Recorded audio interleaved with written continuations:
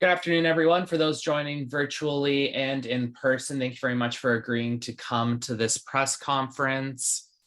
And yeah, we have a couple of speakers today who were participating in the events around the RBC AGM. Just a little bit of housekeeping.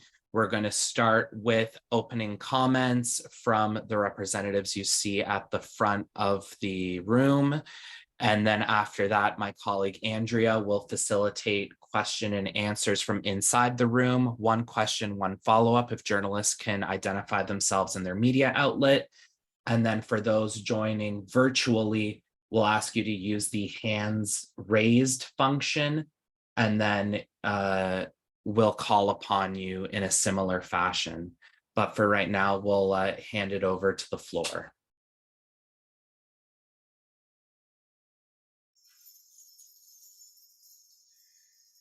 Denny's 8 Saka's 8 Sky's 8. I am Chief Namox of the Wet'suwet'en Nation. I am a hereditary chief. We represent the 22,000 square kilometers of non-treaty unceded lands on our territory. Today we came here to address the RBC AGM. Tell them to quit funding projects such as Coastal GasLink, the destruction that comes with it, the violence that comes with it, the danger to our women, the danger to our waters, the future of our children. We went in there to go and give them an honest and pure message. We didn't even make it inside. They stopped us outside. They actually put hands on a chief. That was the RBC Security and the Royal Canadian Mounted Police. In our culture, you do not touch a chief. You do not touch the regalia unless asked to. It is the highest insult that you could do to our nation. This very regalia I wear, my grandmother wore when she was Chief Namox. They have no right to touch it.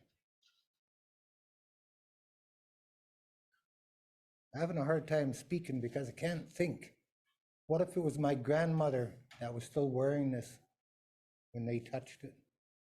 What if it was my grandmother who was there when they said, you can't go? When we were registered, we had proxies. We had every right to be there. We were there with honor and respect. We were to give a message, make the message clear. And yet they never even let us be in the same room. They chose another room. It was stated earlier, it was another form of racism. It was another form of segregation. Keep us separate from RBC.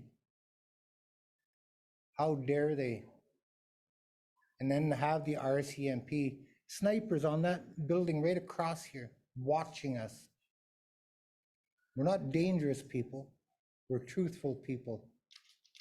We're not here to hurt anybody. We are here to help people. And this is how we're treated. When their CEO was speaking, he wanted everybody to think it's all money, and they're doing great things. You know, they're helping the economy. I can't help but think about the financial deficit in this country. Today, they prove there's a moral deficit in this country.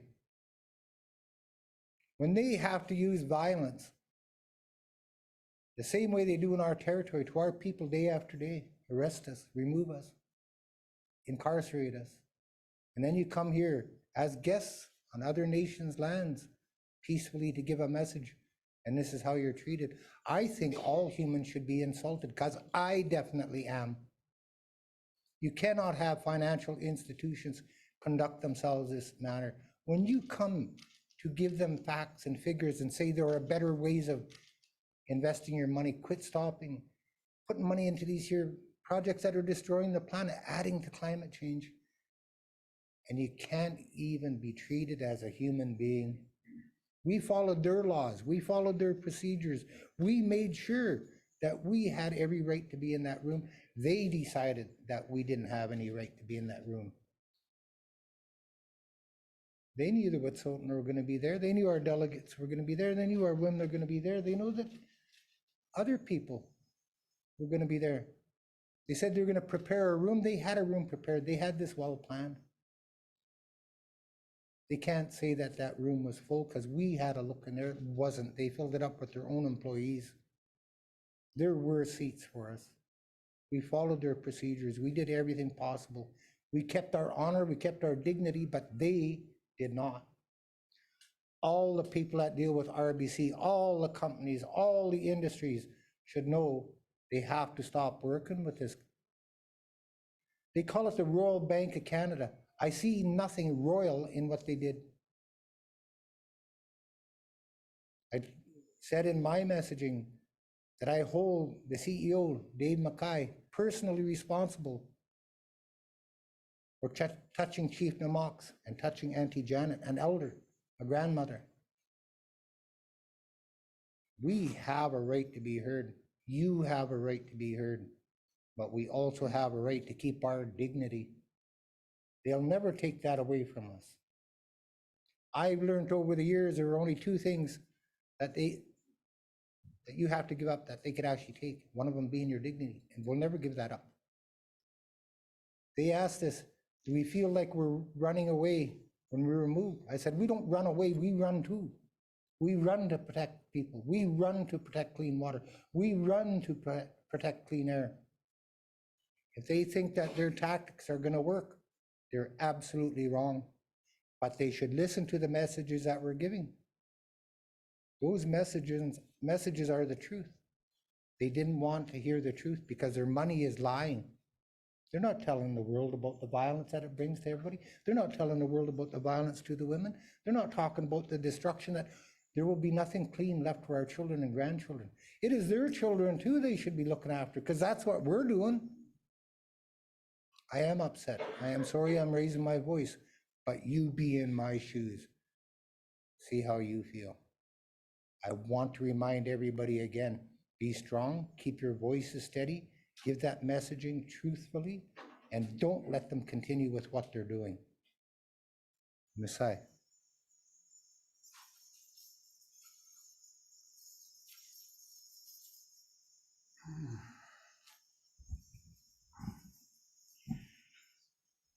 Good afternoon, everyone.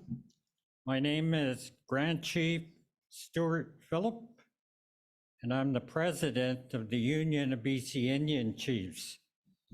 Like many of the delegates that are here today, I traveled a long distance to be here because this AGM of the RBC was important.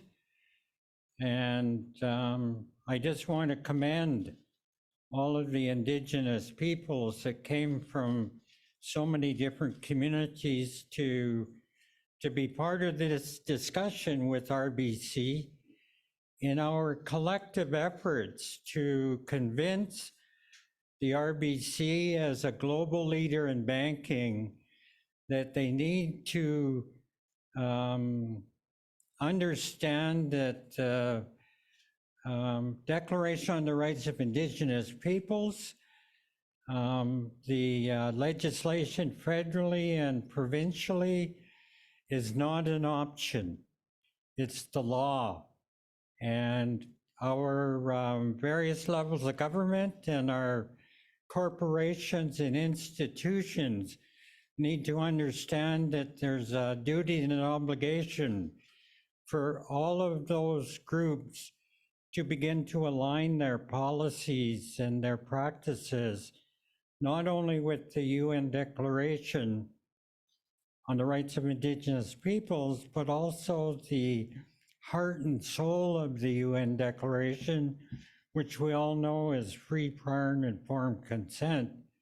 So we gathered here collectively in an effort to convince the shareholders of RBC to begin down that path of reconciliation, to begin to embrace free, prior, and informed consent, to incorporate it into their business practices and their decision-making and so on and so forth.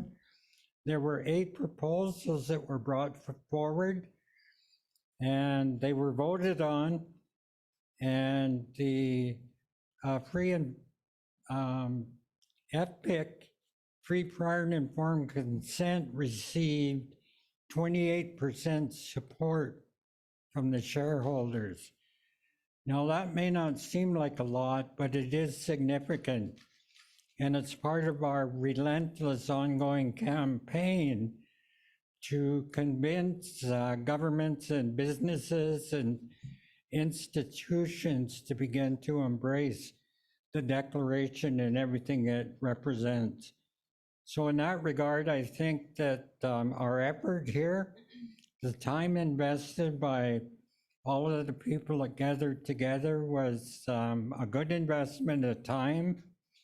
And we know that this campaign will continue, and we will be greatly supported by the continuing intensification of the climate crisis as we move into the summer and so on and so forth. So the pressure is growing on those institutions like RBC that are pouring billions of dollars into the oil and gas industry, which we all know contributes to global warming. So with that, again, I would just like to thank everybody for coming together like this, supporting each other as we fight for the future of our grandchildren. Why, Lim Lim?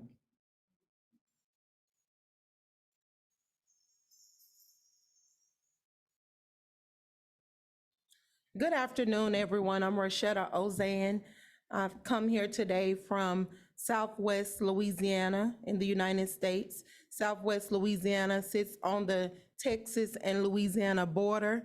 It is overrun with petrochemical and oil and gas infrastructure. And I came all the way here, thousands of miles away, leaving my 6 children home to tell the Royal Bank of Canada at its annual AGM to stop funding environmental racism.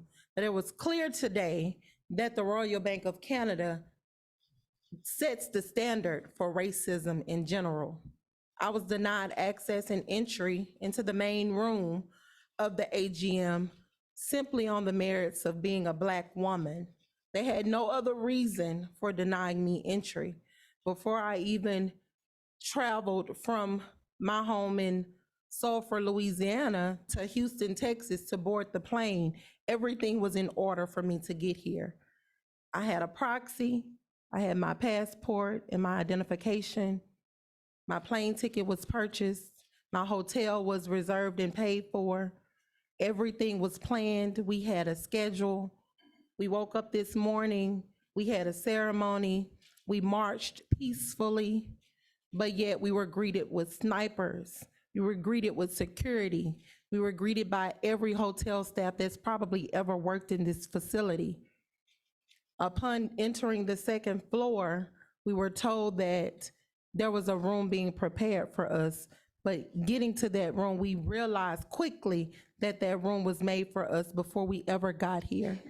The room that we first set eyes upon was full of white, wealthier people who did not look like us. The room that we were admitted to were only the one Black person here and all of my Indigenous brothers and sisters. What else do you call it? How else do you see it? You have to be blind to see it as something else. You have to be deaf to not hear how loudly they did not want us in that room. Yet even though they didn't want us in the room today, our voices were still heard, and they were addressed by the CEO during the question and answer period, taking away from our time still to voice our concerns. He took the time to get on the mic and basically accuse us as citizens of not ourselves divesting. He asked us, why aren't we lowering our how we're impacting climate change.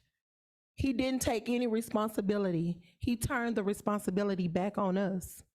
Well, I'm here to say that the reason why we're here, the reason why we're environmental justice leaders, the reason why we're fighting is because we understand that this thing that's taken hundreds of years to happen is not going to be undone overnight. We have given solutions. All we're asking for is a seat at the table and our voices to be heard. If you talk to the people in the communities impacted, the communities will give you an answer to the question of how do we get past this. One of the people on the online forum said things like, oh, you got here burning fossil fuels in an airplane. Well, give us other options.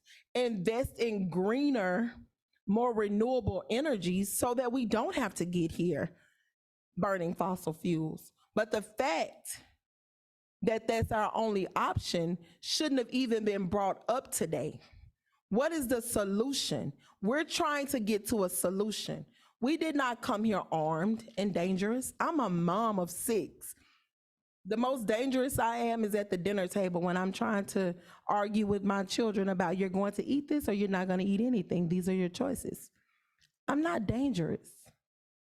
I didn't come here yelling and screaming. I'm not the angry Black lady in the room.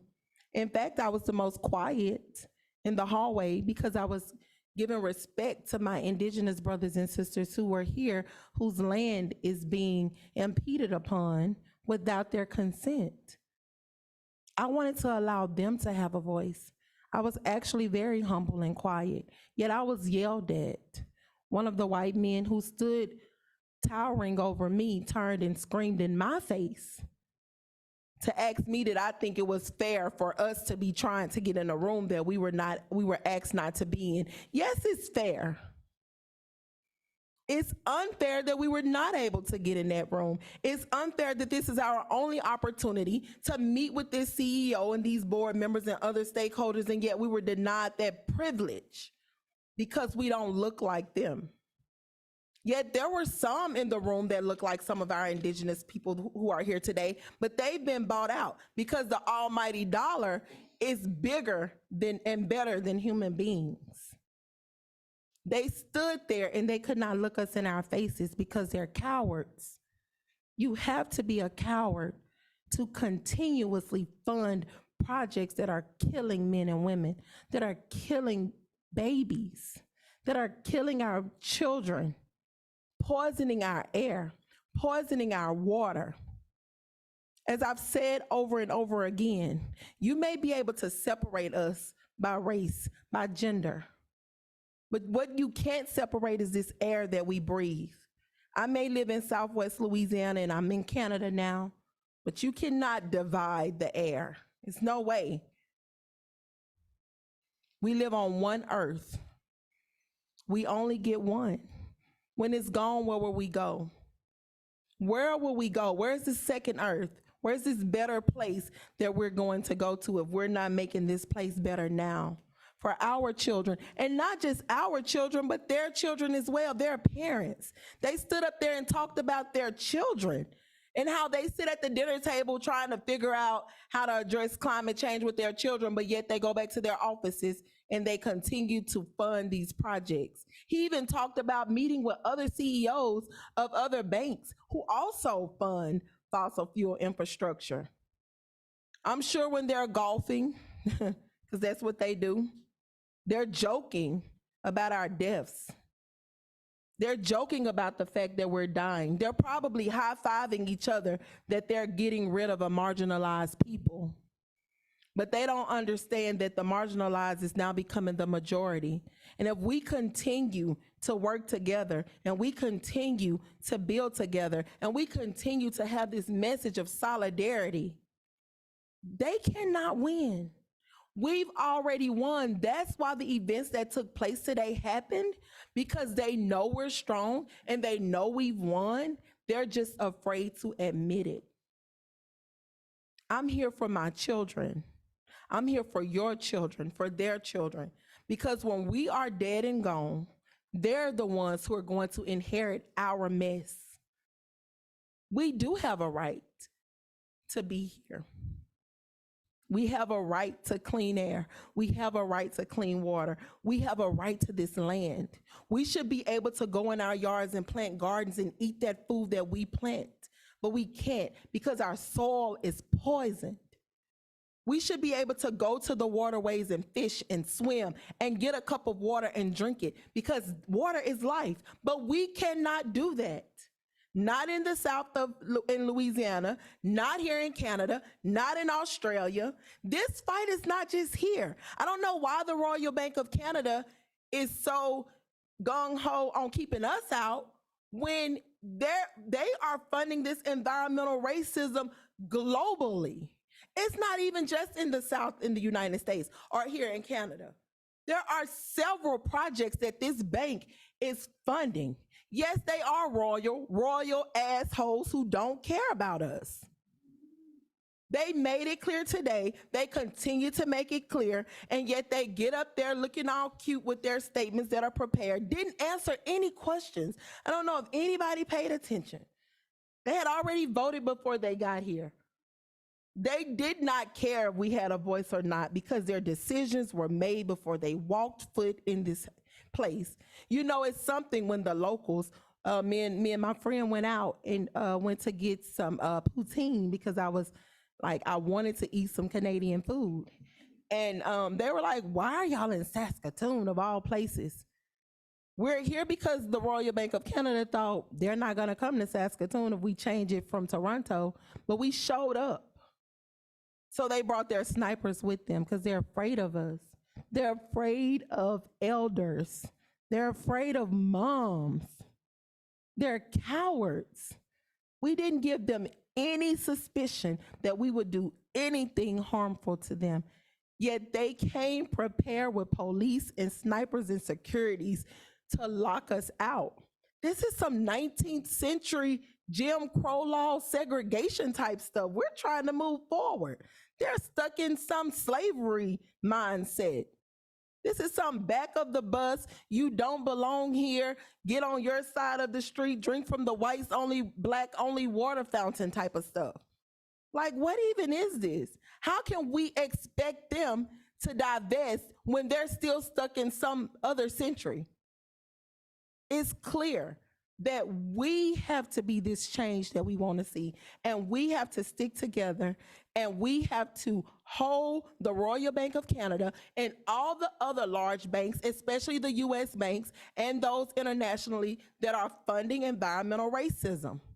He told us today that he meets with the CEOs. So you know what they're doing when they meet? Yeah, we're going to continue to fund these projects because obviously they're not stopping.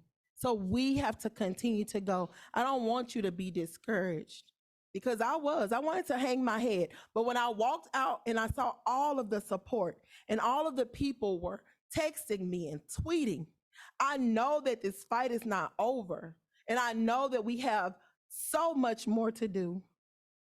This race is not over. Out of the huts of history's shame, I'll rise. Up from a path that's rooted in pain, I'll rise. I'm a black ocean, leaping and wide, welling and swelling, I bear the tides, bringing the gifts that my ancestors gave. I am the hope and the dream of the slave. I'll rise, I'll rise, I'll rise. Thank you.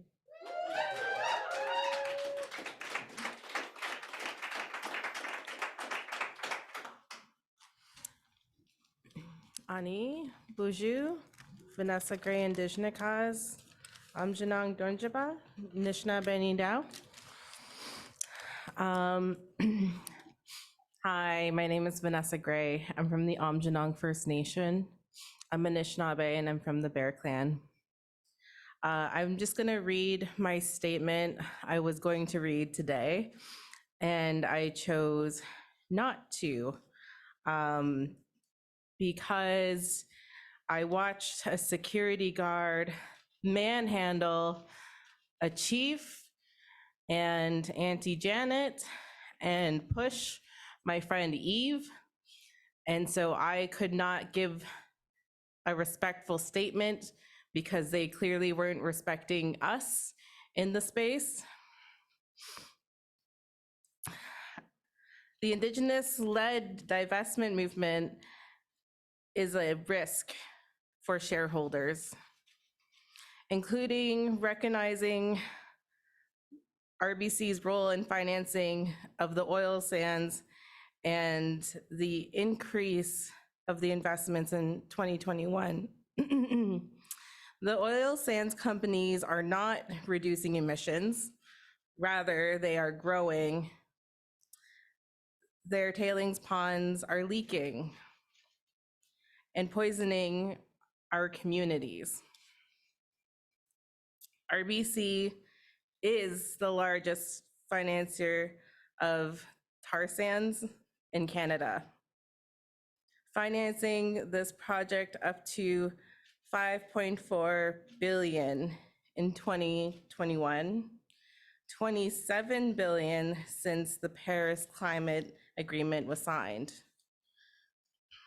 My question for RBC was, when will RBC invest in Indigenous rights and sovereignty and phase out the financing of the tar sands companies, including pipelines like the TMX? These pipelines, these projects like the tar sands are impacting communities outside of Alberta because these products travel through many communities, through many means of transportation, and these chemicals that come from this infrastructure could last generations.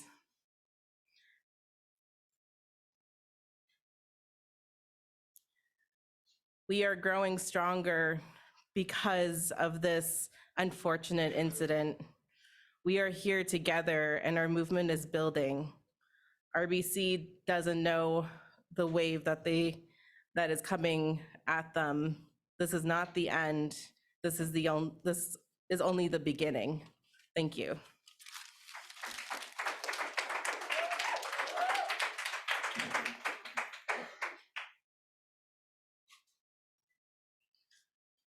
Hello, my name is Colin Sutherland Wilson, and I am here from the Gitxsan Nation, neighboring the Wet'suwet'en Nation to the north.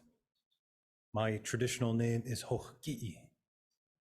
And as an Indigenous person, I am very disappointed in the Royal Bank of Canada's conduct today and their reception of the Wet'suwet'en Hereditary chiefs, as well as representatives of communities who have been negatively impacted by the financing that this bank has done in order to facilitate environmental destruction around the world. For the second year in a row, they have refused to meet with the Wet'suwet'en Hereditary chiefs face to face. And not only that, despite coming here in an official capacity as both the hereditary chiefs and through following the steps of representing a shareholder in order to attend the AGM, they forced us into a segregated room where we could not even see their faces. We could not even be a part of what was happening aside from a microphone where we were speaking to a wall. And so this is important to me, and this is important to many Indigenous peoples across this country, because what is happening to the Wet'suwet'en is not unique, because this happens everywhere, and this could very well happen to my people in the next year with the proposed Prince Rupert gas transmission lines and the West Coast gas connector line.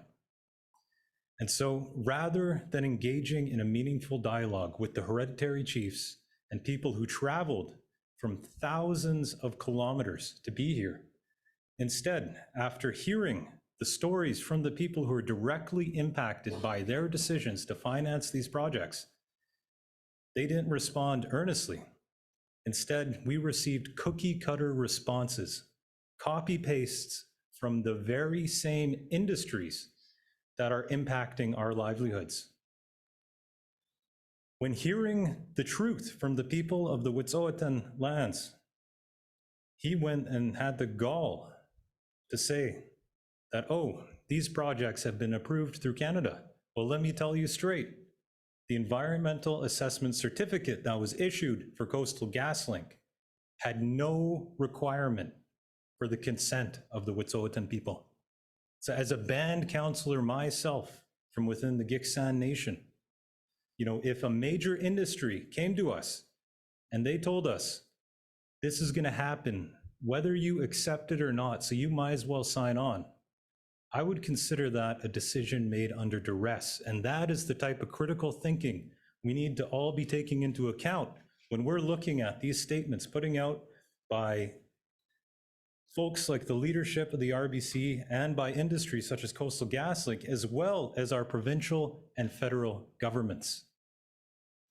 So I was very disappointed to hear the responses of the CEO of RBC today. I did not hear any critical thinking.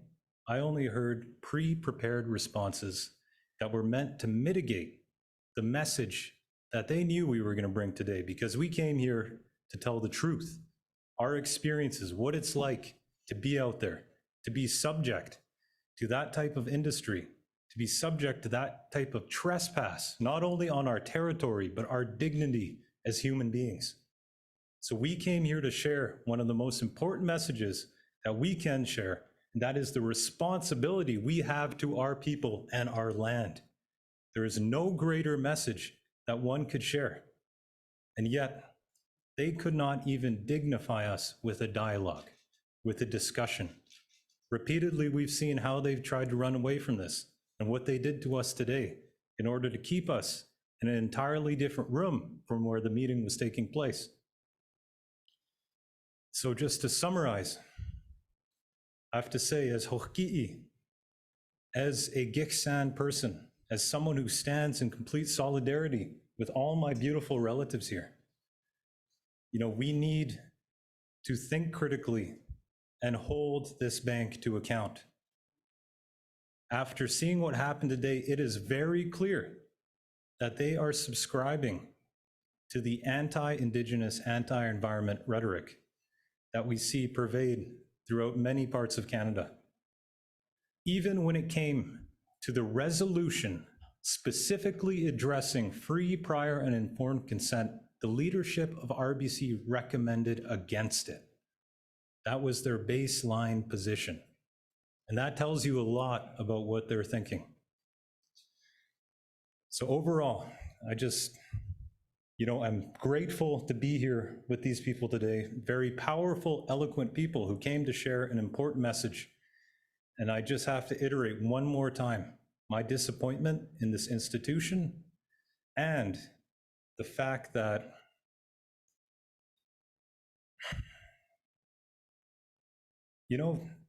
just the sad reality of this situation.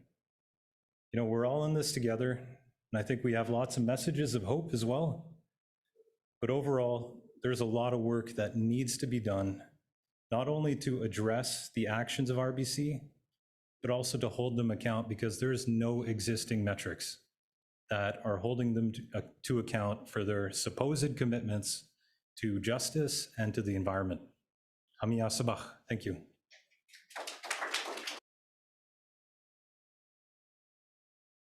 All right, so we have about 10-15 minutes for questions and follow-up. The Grand Chief has to leave at the quarter after mark. So we're going to prioritize if any media in the room or virtually have a question for the Grand Chief, please raise your hand.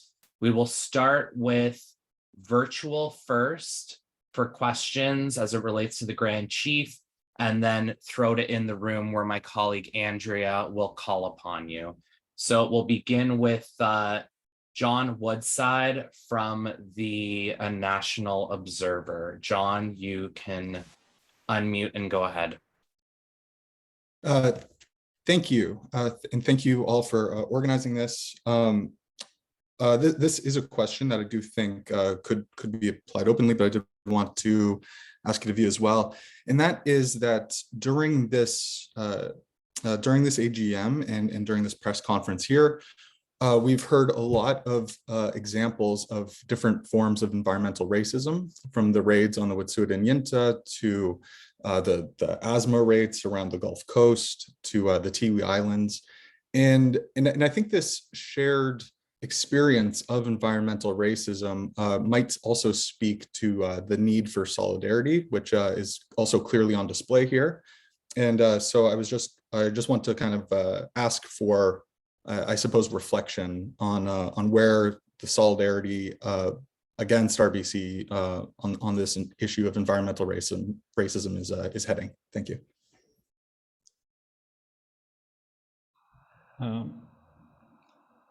I think that RBC is facing some pretty significant challenge, given the fact that they're a world banking leader, given the fact that they have so much influence in the face of the global crisis, the climate catastrophes, the firestorms, flooding, and so on and so forth. And the opposition is Indigenous peoples, because our spiritual beliefs is such that we have a sacred duty and obligation to protect Mother Earth. It's part of our languages, culture, traditions, and celebrations. And that's what we're destined to do, and that's what we have done for many, many, many decades. And it always brings us in a direct conflict with oil companies and banks.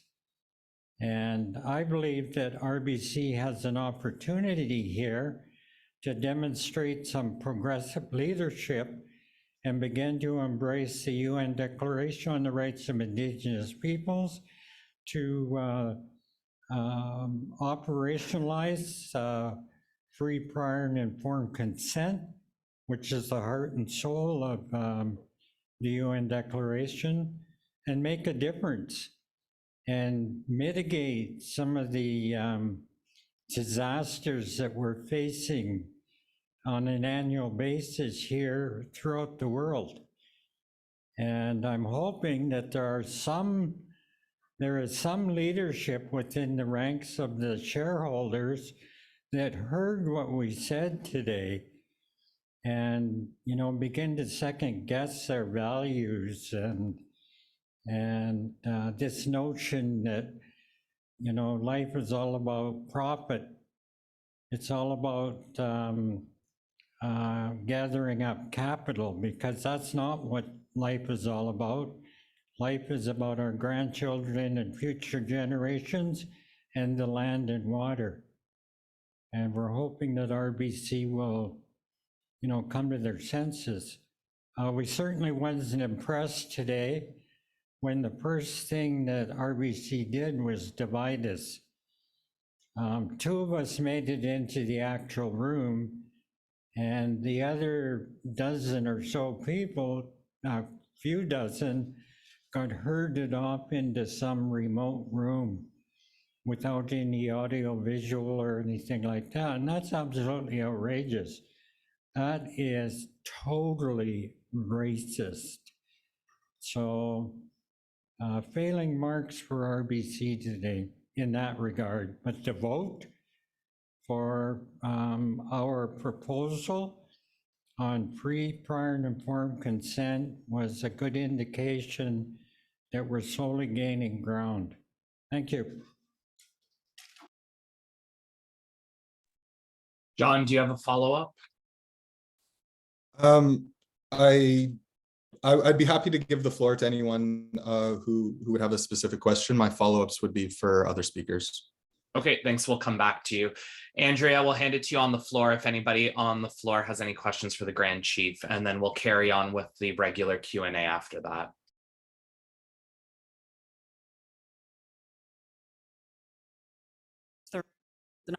Any must meet, but if anybody here in the room from media has a question, do you want to put your hand up?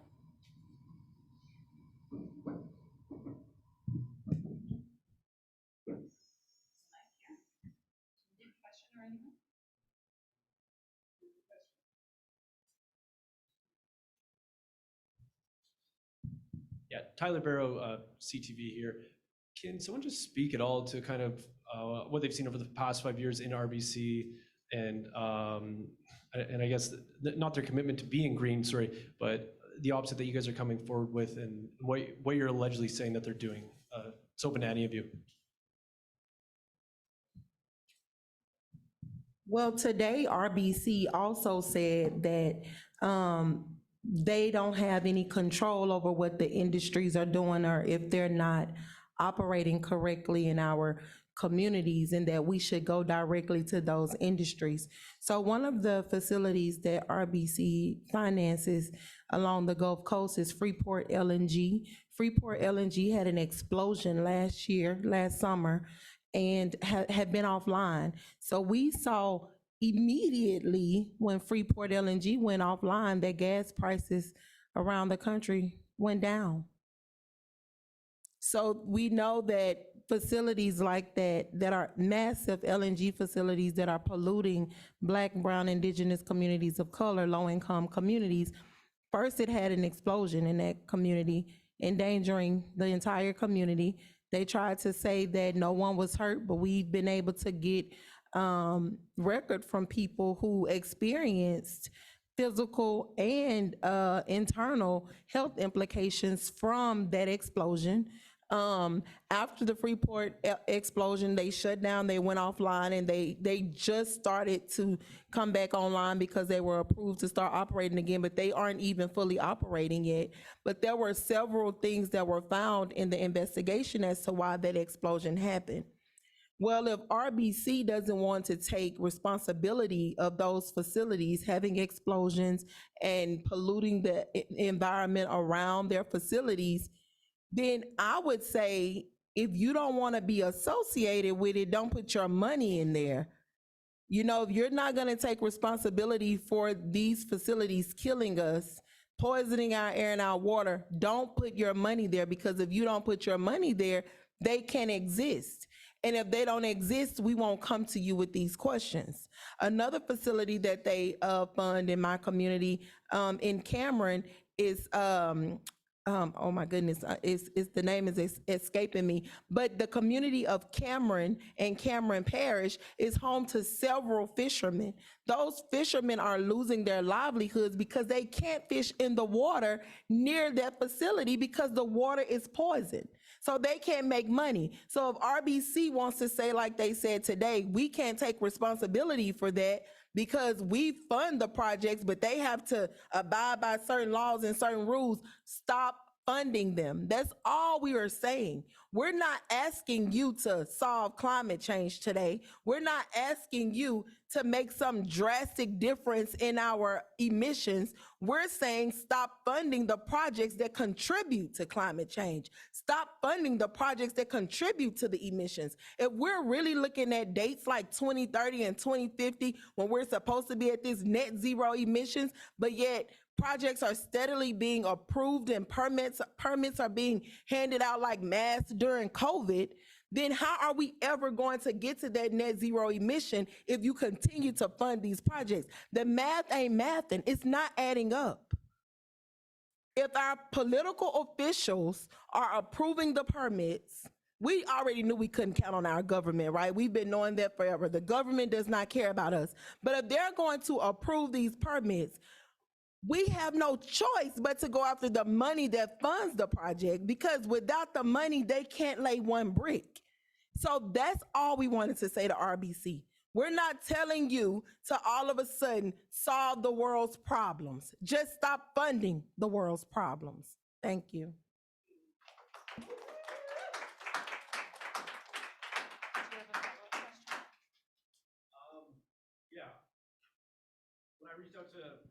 When I reached out to RBC for response to this, they just got back. The CGL project is supported by elected and hereditary leaders in the 20 Indigenous communities along its route and is an important driver of economic and social development in these communities. What is your response to that? You know, I love it when they keep on talking about those 20 communities.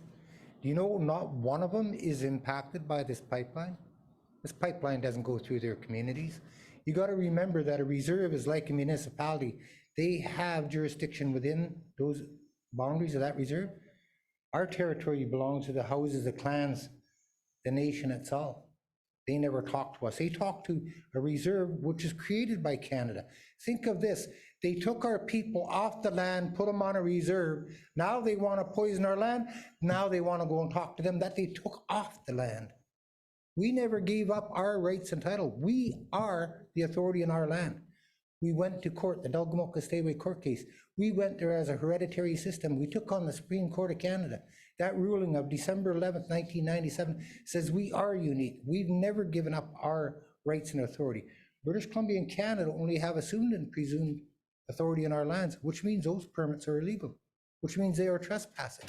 So if they want to throw the number of 20 communities out there that agree with it, you know, 5 of them are actually Wet'suwet'en, the other 15 aren't, but not one of them does that pipeline go through.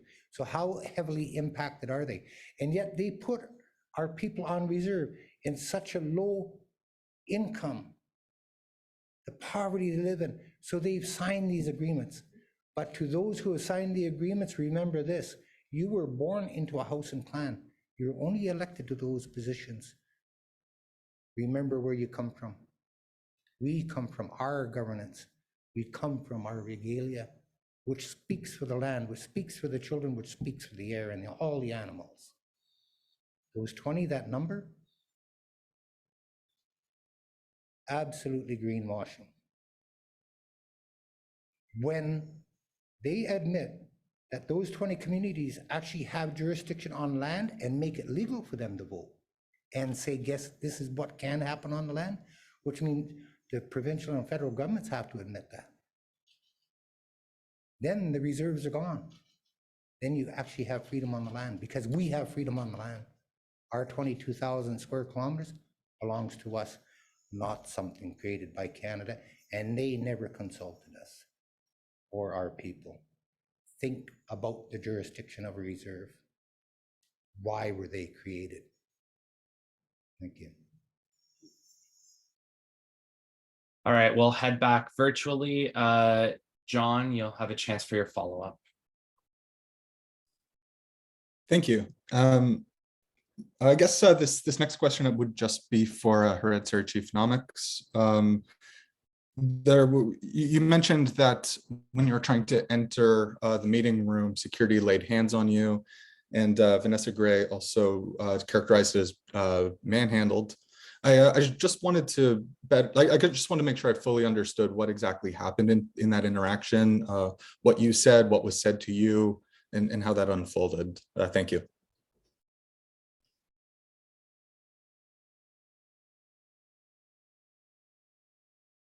They talk about us, we're the violent ones. You know, quite often the labels they put on us, absolutely uncalled for. But if you touch your chief, that is the biggest law. You don't touch your chief. You do not touch our regalia. Look at these buttons. They were put on here because of the hard work of my grandmother and my uncle who wore it before me. The more work you do, the more buttons are put on your blanket. How dare they? Auntie Janet is here, a grandmother, an elder. We said it earlier. What if that was your mother? What if that was your grandmother? How would you feel? I am having a hard time speaking because I think of that. So their definition, their narrative, ask the people who were there, realize how big our law is.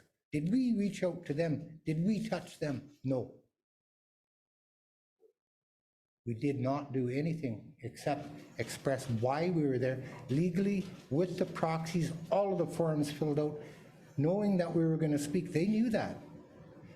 You know that they said that they would prepare a room for us. That room was already ready. They knew what they were going to do. The same way that they canceled it in Toronto last year. Chief Gastaway, Chief Medik, and myself, when our airplane landed in Toronto, first message we got, it's online, no in person. This year as Chief Gastaway and I, we lost Medik in December. Otherwise, he would be here right now telling you, listen to the truth. Now their narrative, they came at us, we didn't go at them. We were not charging through, we were standing there. We had every right to go in that room, that's all we asked. And then more came and more came. And then it became more aggressive. They actually had hands on. I'm going to tell you a little description because of what happened last week of our ladies here. I'm going to give you a definition of open hands from the RCMP training manual. You know that open hand technique that they'll talk about? It is a closed fist, an elbow, or a knee. Now let's talk about pain compliance. That is everything from dislocation of broken bones. So I'm waiting for their narrative because we know what happened to us.